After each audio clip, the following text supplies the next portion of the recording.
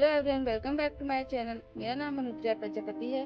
आज मैं आपको अपनी 3 साल की नीट की जर्नी 2022 से 2025 तक की बताऊंगी कि मैंने कब और कैसे अपनी नीट की जर्नी स्टार्ट की थी। इस जर्नी में मेरे बड़े भाई, मेरे पेरेंट्स और respected doctor Satish Verma sir और सारे टीचर्स ने काफ़ी हेल्प किया है।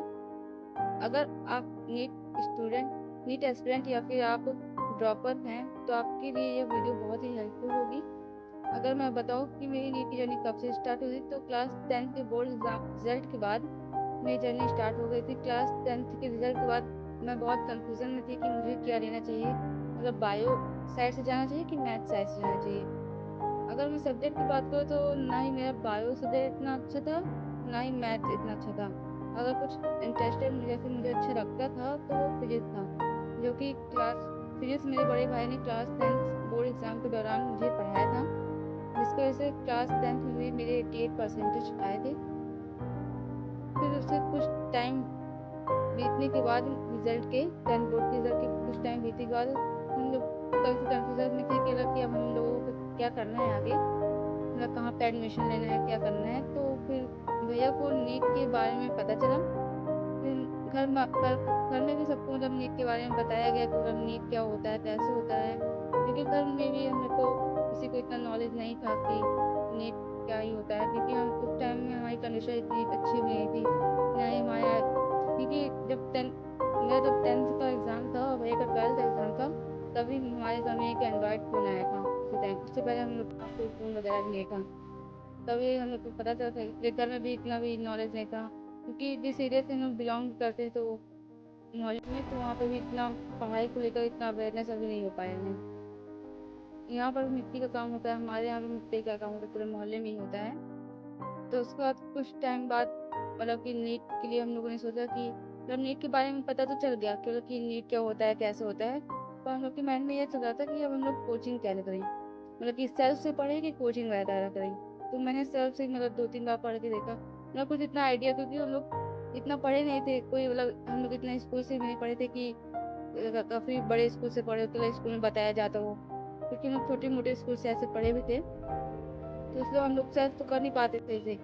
तो हम लोगों ने कोचिंग के बारे में सोचा, तो कोचिंग के बारे में भी हम लोग को मतलब कि कन्फ्यूज़न था कि हम लोग ऑनलाइन लें कि ऑफ़लाइन लें। तो फिर हम लोगों ने ऑफ़लाइन देखा, तो ऑफ़लाइन पहले हम लोग रेज़ोनेंस में गए।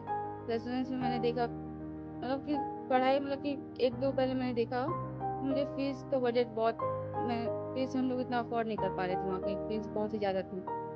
फिर रेज़ोनेंस को हम लोगों ने लिया नहीं। हम लोगों के माइंड में, मतलब घर में जितने भी लोग थे, हम लोग के माइंड में यही चला था कि लगता है ऑफ़लाइन जितनी भी कोचिंग होंगी सारी की फ़ीस इतनी ज़्यादा ही होंगी।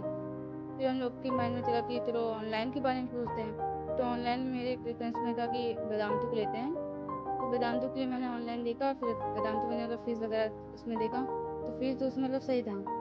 पर मैंने उसको नहीं लिया, क्योंकि ऑनलाइन के लिए आप लोगों को पता है कि माहौल, मतलब घर का भी माहौल, मतलब शांत वगैरह माहौल अच्छा होना चाहिए, कि मतलब कोई ज़्यादा डिस्टर्बेंस ना हो घर पर भी। पर हम लोग के घर मोहल्ले में इतना ज़्यादा हो नहीं पाता है कि मतलब कि शांत माहौल बन सके। तो इसलिए हम लोग वेदांतु ऑनलाइन को भी हम लोग हटा दिए, उसको मैंने नहीं लिया।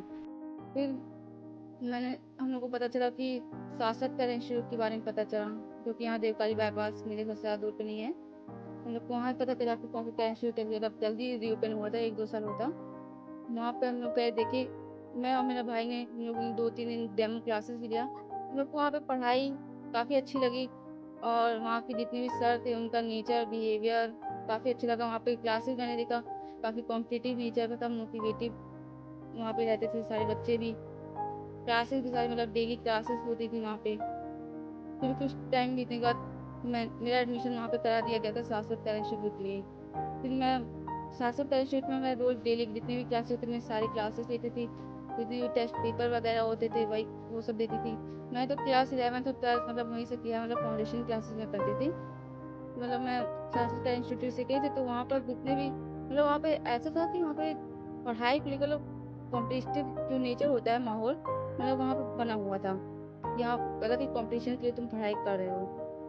फिर वहाँ पे मैंने स्टडी मटेरियल वहाँ पे बहुत ही अच्छा प्रोवाइड किया जाता था। स्टडी मटेरियल के साथ-साथ हमें टेस्ट पेपर वीक में प्रोवाइड किए जाते थे। फिर मैंने अपने 12 अब क्योंकि मैं तो 11th-12th दोनों कर रही थी। मुझे अपने लिए 12th पे भी थोड़ा फ़ोकस तो करना ही था, क्योंकि बोर्ड के एग्ज़ाम थे, उसमें फेल हो जाती तो आगे हो ही नहीं पाता। तो मुझे 12th पर भी अपना फ़ोकस करना था। फिर मैंने मेरा माइंड कि 12th में कैसे क्या पढ़ना है, क्योंकि मैं स्कूल तो जाती नहीं थी, फाउंडेशन क्लासेस थी मेरी तो। फिर जो वहाँ के डायरेक्टर सतीश वर्मा सर हैं, उन्होंने मुझे बताया कि 12th और नीट को एक साथ कैसे मैनेज करके चलें। टाइम के मैनेजमेंट को बताया कि कैसे एक साथ दोनों को करना है। फिर ऐसे-ऐसे मैंने वहाँ पे क्लासेस डेली ली। ऐसे टाइम बीतता चला गया, फिर 12th का बोर्ड पेपर आया। 12th का बोर्ड मैंने दिया तो उसमें मेरे 83.6 परसेंटेज आए। उसमें सही थे, कि ज़्यादा होप भी नहीं था, कि सही था इतना। जितना मैंने पढ़ा था उसके हिसाब से मेरा सही आया था। हिंदी इंग्लिश में मेरा ज़्यादा नहीं अच्छा था, बाकी मेरा जितने भी तीनों सब्जेक्ट मैंने यहाँ से पढ़ा है, फिजिक्स केमिस्ट्री और बायो, उसमें मेरे काफ़ी अच्छे नंबर थे। फिर धीरे टाइम बीता, फिर उसका मतलब फरवरी में मेरा 12th हुआ था। उसके बाद कि एग्ज़ाम नीट एग्ज़ाम तो मई में था, वही 4-5 मई को। फिर हम लोगों ने नीट का एग्ज़ाम दिया 5 मई को, तो मेरे पहला अटेम्प्ट था 2024 में था पिछली बार। तो मेरा फर्स्ट अटेम्प्ट मेरा 6 से 15 स्कोर बन रहा था। रैंक तो काफ़ी ज़्यादा चली गई थी, जिससे फिर कट ऑफ भी बहुत ज़्यादा चला गया था। पेपर लीक वगैरह भी तो आप लोग जानते ही हुआ था। तो उस तरह से मुझे इतने अच्छे नंबर पाने के मुझे कुछ कॉलेज वगैरह कुछ नहीं मिल पाया। फिर मैंने सोचा कि मैं ड्रॉप लूँ कि ना लूँ, मैं बहुत ही कन्फ्यूज़न में थी। तो घर पे ऐसे लोग कहे कि ठीक है, इस साल ड्रॉप ले लो, अभी फर्स्ट अटेम्प्ट भी था, नीट के साथ 12th बोर्ड के साथ अभी कौन-सा क्या ही हो रहा है, अभी फर्स्ट अटेम्प्ट था तो अभी ड्रॉप ले सकती हो। तो सर लोग ने यही कहा कि अभी तुम ड्रॉप लो, कि तुम्हारा कुछ हुआ नहीं ना अभी। तो मैंने भी 1 साल ड्रॉप लिया, पर मेरा मन जो था वो डाइवर्ट था, कि मेरे 3-4 महीने मेरे ऐसे बीत गए कि मुझे कुछ समझ ही नहीं आया था कि अब पढ़ूँ कि ना पढ़ूँ। अगर मैं ड्रॉप ईयर की बात करूँ तो ड्रॉप ईयर की जो पढ़ाई मेरी स्टार्ट हुई है, वो मेरी अक्टूबर से स्टार्ट हुई है लगभग। हाँ, अक्टूबर से मेरी स्टार्ट हुई है, क्योंकि इधर बीच में कि सर वगैरह प्लान थी कि मैं मई से जब रिजल्ट आया था, उसके बाद से मैं क्लासेस वगैरह जाती थी रोज़। मैं क्लासेस जाना तब से शुरू कर दी थी, जून में रिजल्ट आया था शायद 4 जून को, हाँ। तो उसके बाद मैं क्लासेस डेली जाती थी, पर मेरा माइंड डिस्ट्रैक्ट रहता था। मैं सही से पढ़ वगैरह नहीं पाती थी। सर वगैरह तो मोटिवेट करते ही थे रोज़ क्लास में कि हाँ, फर्स्ट अटेम्प्ट है, इतना अच्छे नंबर आया, तुम आगे और भी अच्छा कर सकती हो। पर मेरा माइंड था कि आप लोग भी जानते हो कि आप लोग भी एस्पिरेंट थे, तो आप लोग को भी ऐसा फील होता होगा कभी-कभी, या फिर जो जिसका पहला अटेम्प्ट हो गया, फिर जो ड्रॉप ईयर में होंगी, उन लोगों को भी ऐसा ही लगता होगा। पर अगर ड्रॉप ईयर थी, मेरी अक्टूबर से पढ़ाई मैंने स्टार्ट की अपनी सही से। फिर अक्टूबर से मैंने पढ़ना शुरू किया। मैं डेली जैसे मेरा 12th के साथ मेरा रूटीन था, डेली क्लासेस लेना, टेस्ट पेपर जितने होते हैं उसको सारे लगाना, मॉक टेस्ट वगैरह जितने भी होते मैंने सारे दिए। यहाँ पे कोचिंग में जितने भी मॉक टेस्ट होते थे मैंने सारे मॉक टेस्ट दिए। मैंने जितने भी क्लासेस ली। मैंने कभी भी ऑनलाइन क्लासेस वगैरह नहीं ली, बल्कि मुझे मेरा 650 नंबर आया थे फर्स्ट अटेम्प्ट में, तो मुझे वेदांतु सब्सक्रिप्शन भी मिला था फ्री में, कि तो मैंने सब्सक्रिप्शन ले लिया था, पर फिर भी मैंने ऑनलाइन वगैरह नहीं पढ़ा, क्योंकि मुझे क्लासेस ज़्यादा अच्छी लगती थी ऑफलाइन की, तो मैंने ऑनलाइन नहीं लिए, सब्सक्रिप्शन लेके वैसे ही रखा हुआ था।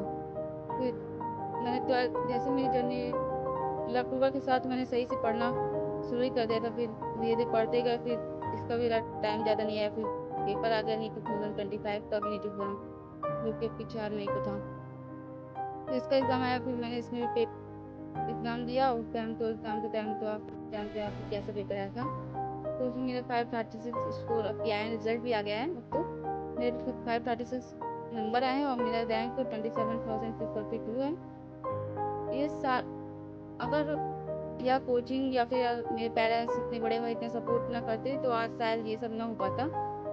इसलिए मैं इसका सारा कि मैं जो आज यहाँ तक पहुँच पाई हूँ, मेरा सिलेक्शन हो पाया है, एडमिशन भी हो ही जाएगा। तो इसका मैं सारा credit respected doctor Satish Verma sir, जो कि एक बायोलॉजी एक्सपर्ट हैं, राजाराम सर जो कि एक फिजिक्स एक्सपर्ट हैं, और शिव सर जो कि केमिस्ट्री एक्सपर्ट हैं, और अपने बड़े भाई, अपने पेरेंट्स, जितने भी घर के लोग हैं, उन सबको मैं इसका क्रेडिट देना चाहूँगी।